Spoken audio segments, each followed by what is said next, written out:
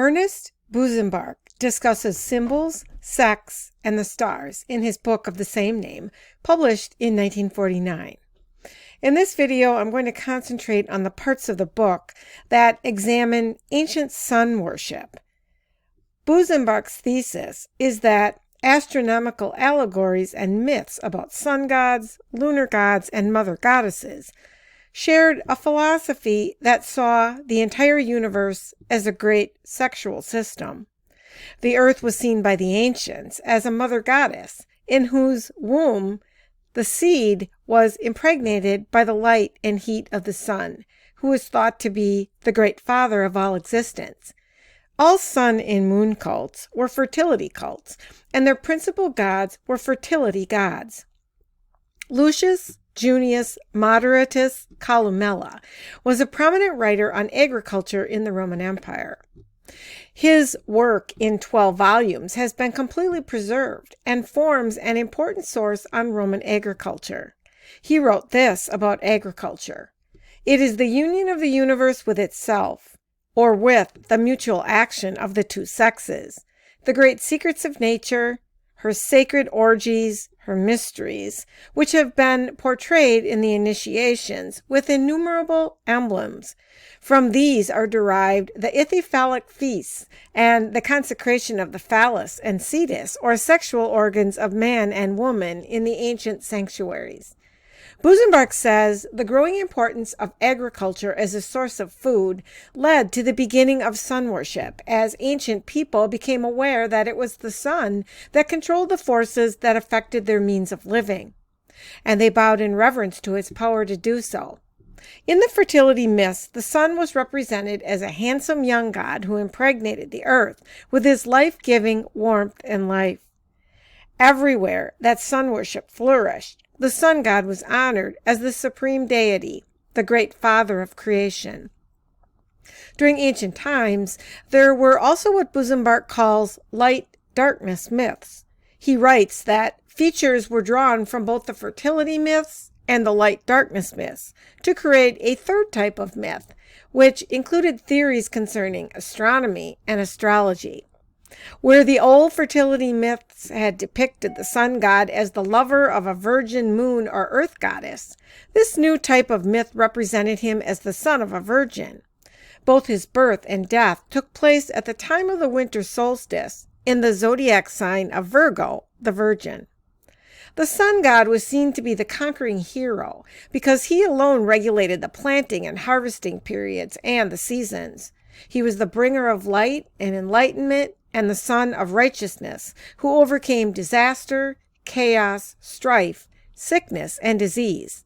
The synthesis of all solar myths included some of the following concepts. The sun god was generally represented as being born in a cave or cavern, his birth often taking place after a conception of 10 months, being born of an undefiled virgin mother, and signs in the sky. The infant was said to have been taken by his parents to distant lands to escape from a jealous tyrant who wished to kill him.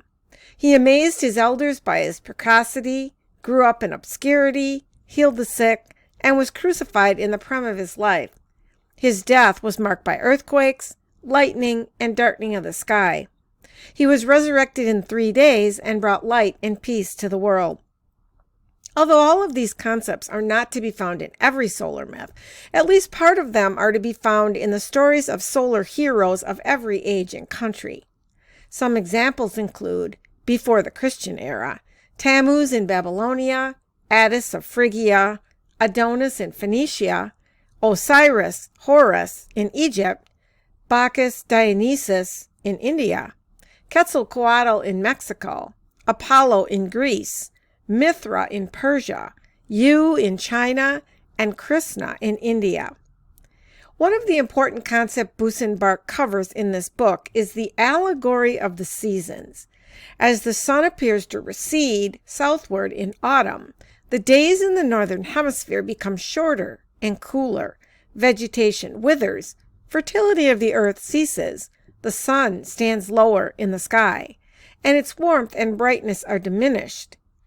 Allegorically speaking, The hours and powers of darkness are gradually winning over the powers of light. On December 22nd, in the northern latitudes, there are twice as many hours of darkness as there are of daylight. For weeks, the sun has been growing weaker and weaker. Then comes the culminating point, the shortest day of the year, the winter solstice. On this day, the sun reaches its farthest point southward. In Babylonian mythology, this point represents the gates of the underworld, presided over by Nergal, the Prince of Darkness. In the Hercules myth, it represented the arrival of the sun at the Pillar of Hercules, which marked the end of his journey. As the sun sinks below the horizon on this date, the forces of darkness achieve their victory.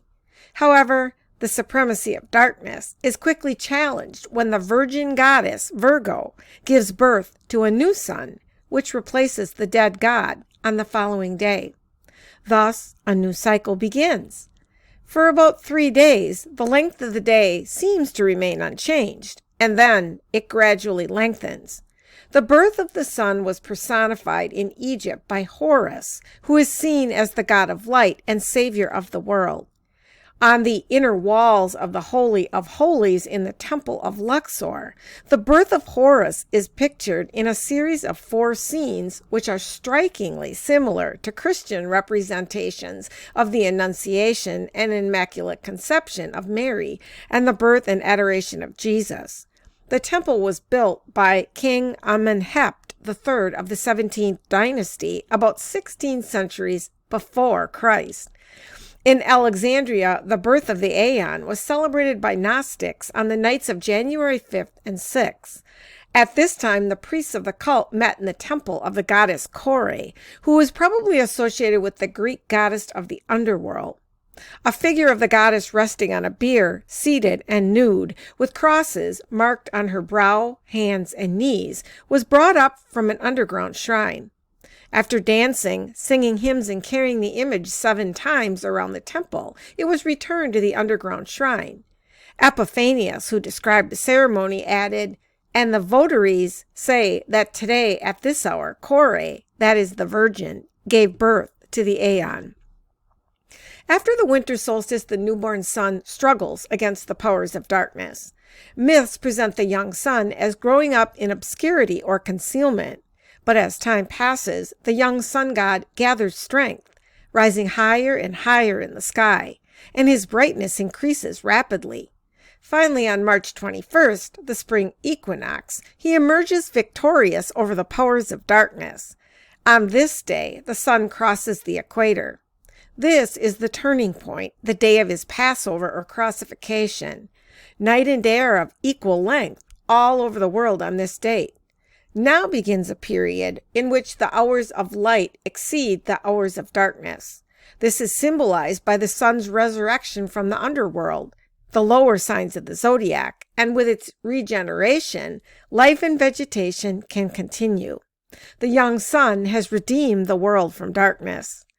On June 21st, the longest day of the year, the summer solstice, the youthful sun reaches the farthest point northward on the ecliptic. On this day, the sun rises earlier and sets later than on any other day of the year. This is the longest day.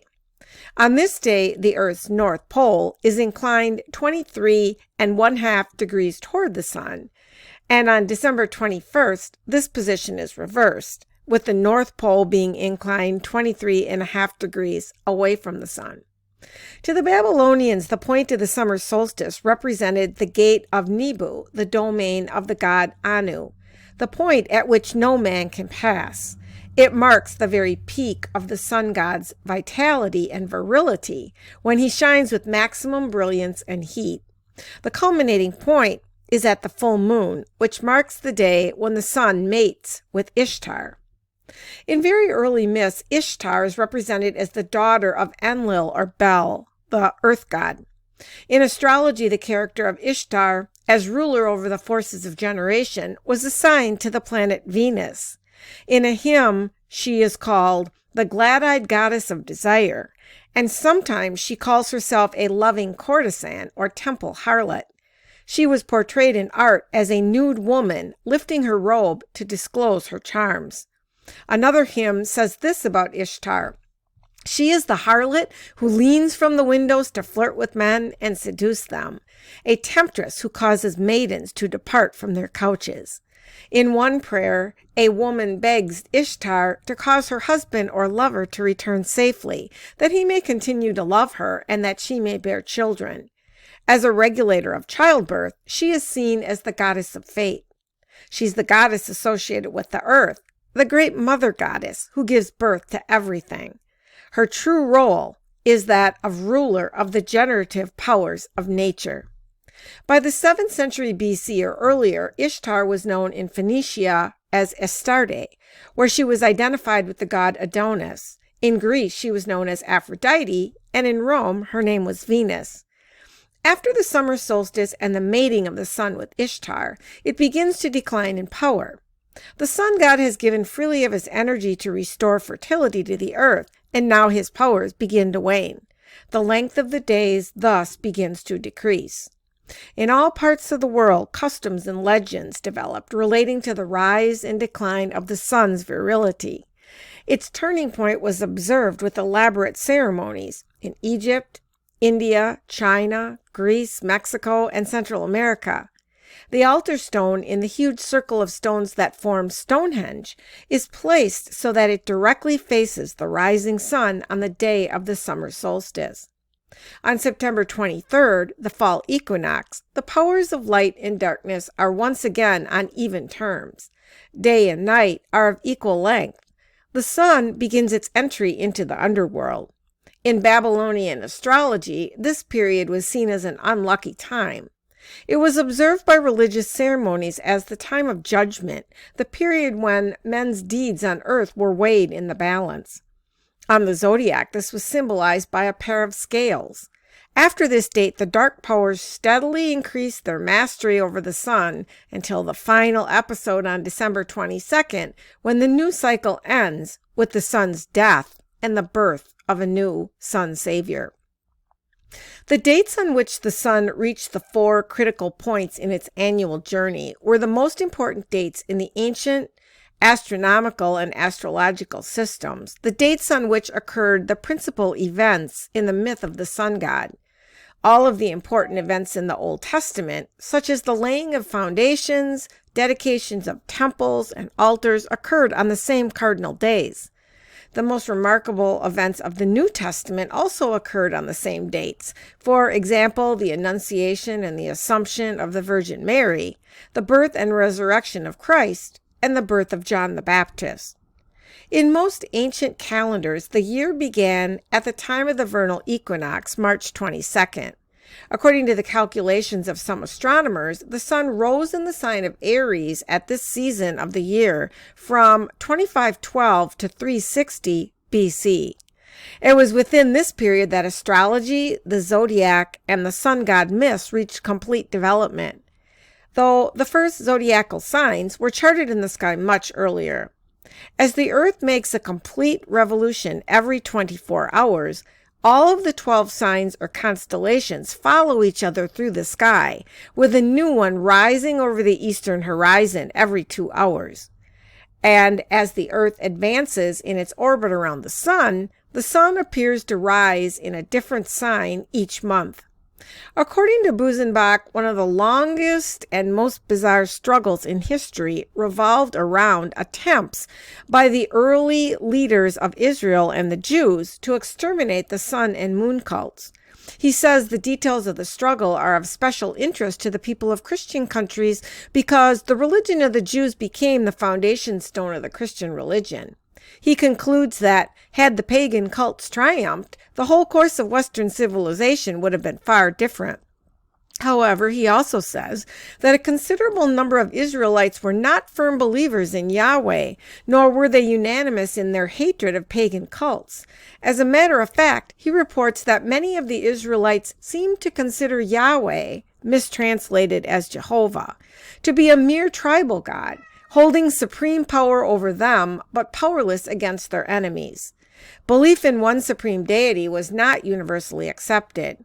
This is called henotheism, and it is different from monotheism.